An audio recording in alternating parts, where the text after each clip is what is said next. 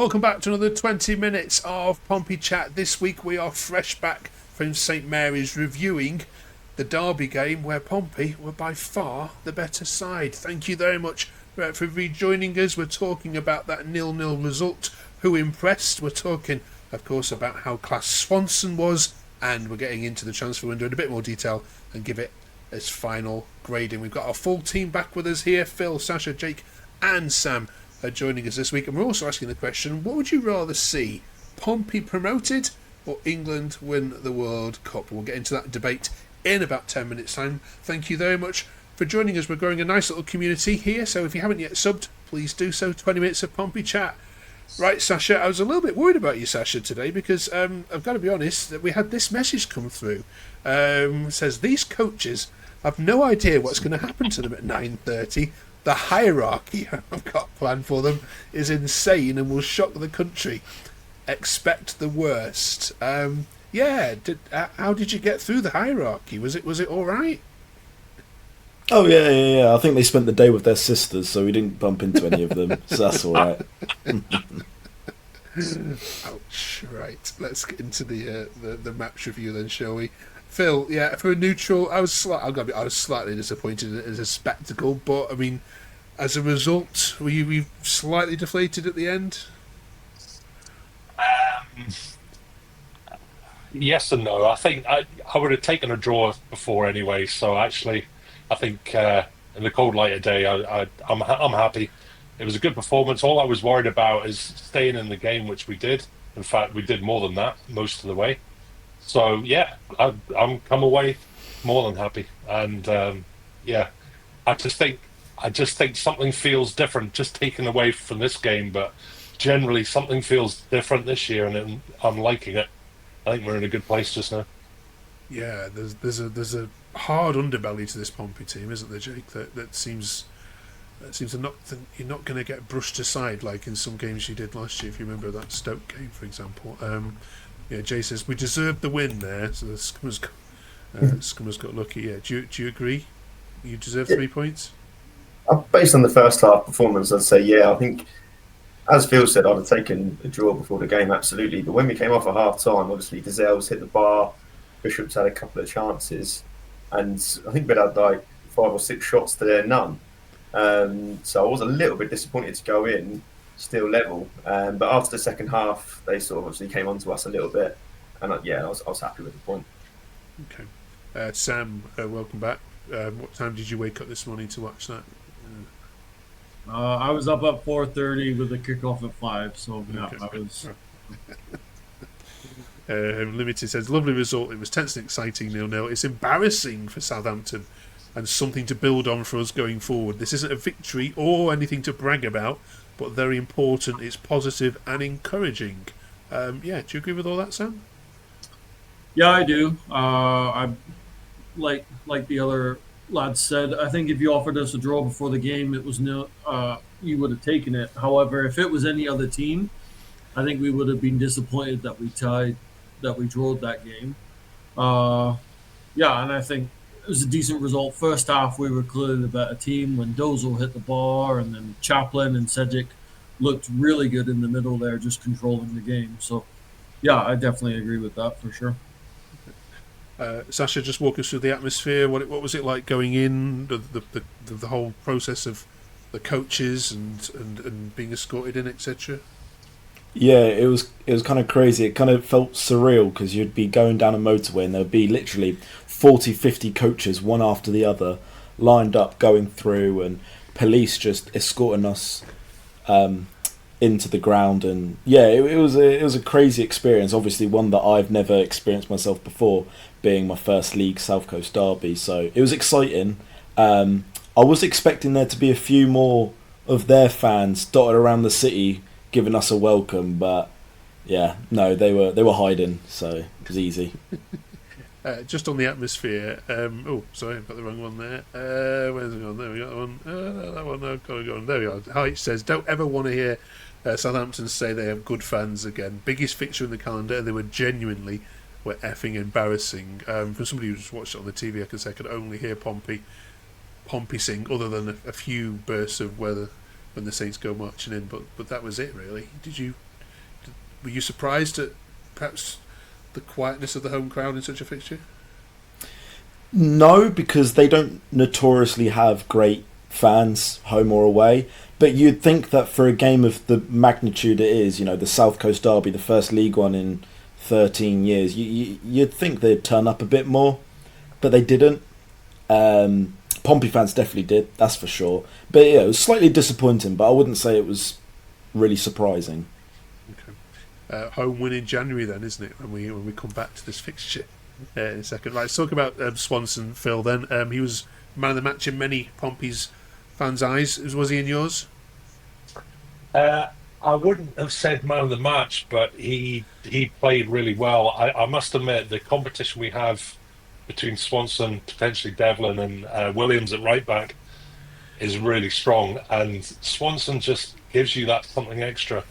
You can tell he came from the Arsenal academy. You can just tell he's got a good level of coaching behind him. He's good. I do like him, I have to say. Yeah, Jake, your view? I mean, Ian says Swanson was man of the match today. Defence does too. If we can get on the end of more of those deliveries from Murphy, we're absolutely going to be flying. Yeah, who was your man of the match, Jake? I probably would say Murphy. Actually, I think the right back that they got him from Brentford, so he's got Premier League experience, and I think Murphy he was scared of Murphy every time he ran at him. He didn't really know what to do, and he's had 3 or 4 really good deliveries, as that tweet said. It's just unfortunate, really, that we couldn't get on the end of one of them and convert it. But yeah, for me, Murphy was man of the match. Okay. There's another one suggestion here, Sam. I don't know if you agree with this. Fred says Andre Dezel is effing class. Dezel for Ballon d'Or. Andre Dezel, what an underrated player. Yeah, it's not a player we've ever spoken about too much on here, is it? To be fair, but yeah, I thought it was a really decent game. Yeah, he's definitely got a lot better this season from the last season, and he seems a lot more calmer on the ball and a lot more controlling of the midfield. And I think he's actually really benefited from Pack being out with him and Swift in the middle there. And yeah, that shot that he had, I almost woke up the whole town where I live when he hit the crossbar, because I thought it was going in. But yeah, he's definitely been one of our better players this season for sure. Yeah. Sasha, finally on the game then. Any other players that need a shout out?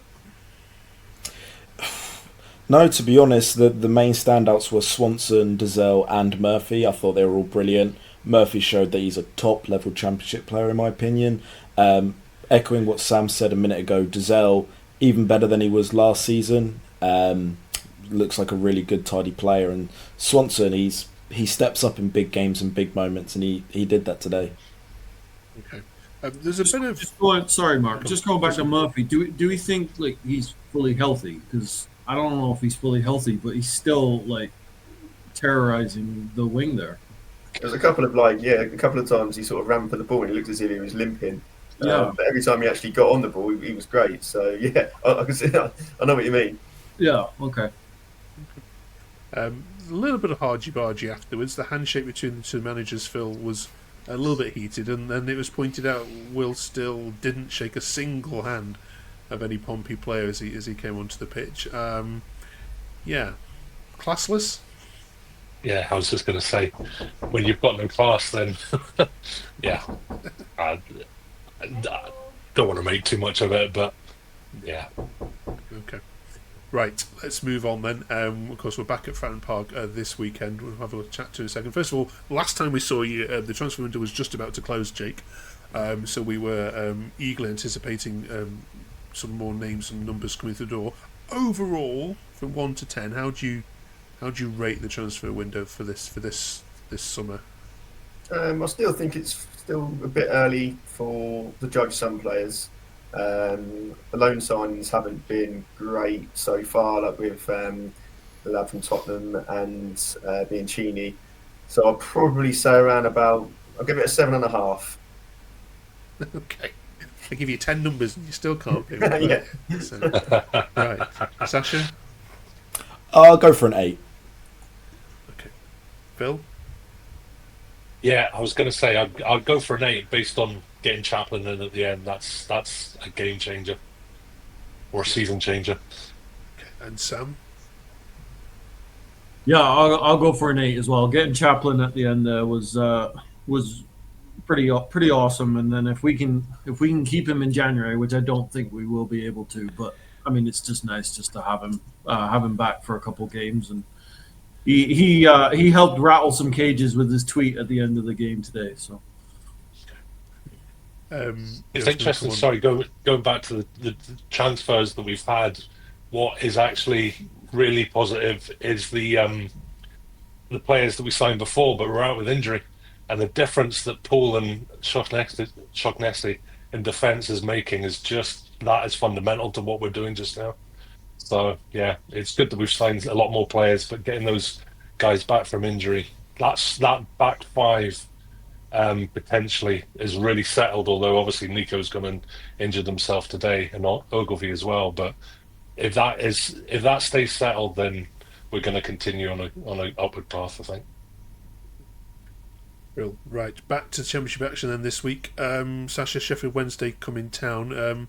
Obviously they've got a lot of troubles, and I think probably of all the 23 clubs, you can probably sympathise with them more than most, I'd imagine, about having a poorly run or ownership which poorly runs your club and decimates it, can't you? Yeah, absolutely. I sympathise with a lot of Sheffield Wednesday fans. I like them as a club.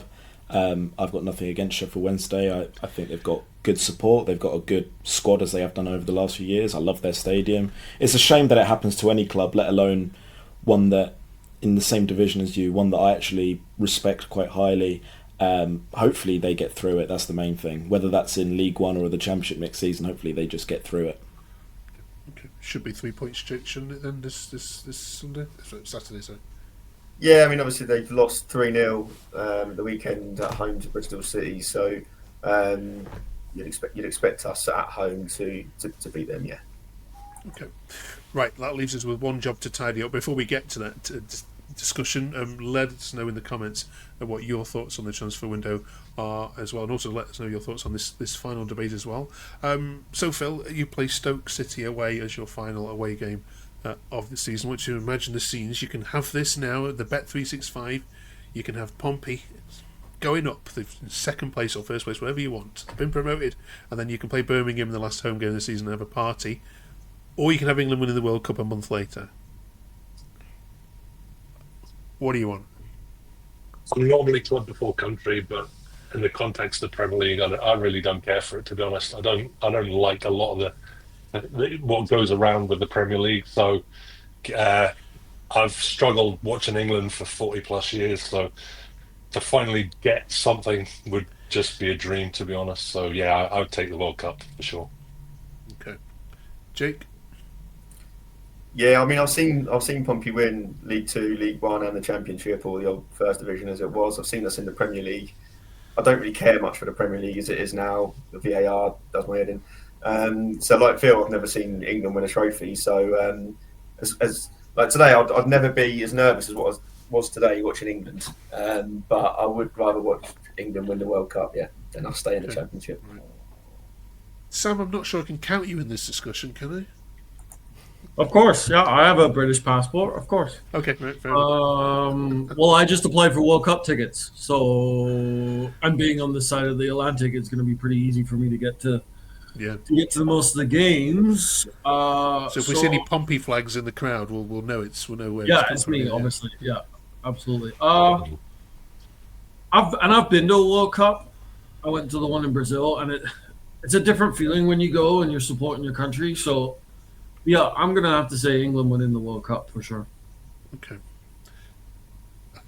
I feel, Sash, you're about to let us all down here with this answer, but go on. Yeah, obviously I've never seen England win anything.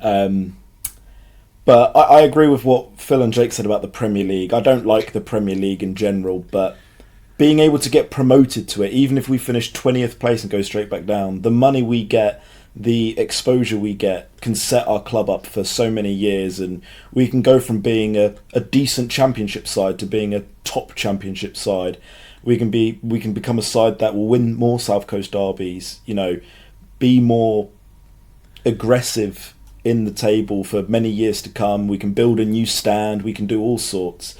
And for me, Pompey's my entire life, so I would probably choose promotion just for the financial gain over England winning a major tournament. That is fair enough and very eloquently put. Thank you. Right, let us know in the comments where you stand on this debate. Join us next week as, of course, we look back on that Sheffield Wednesday game, and thank you very much for all your lovely comments on our Southampton preview last week, especially all the Southampton fans as well that somehow found it. You're all very welcome. Thanks for watching. Do press the subscribe if you just found us. It'd be lovely to grow this to 200 by the end of next week. Thank you very much. We'll see you guys the other side of Sheffield Wednesday. Have a great week, everyone.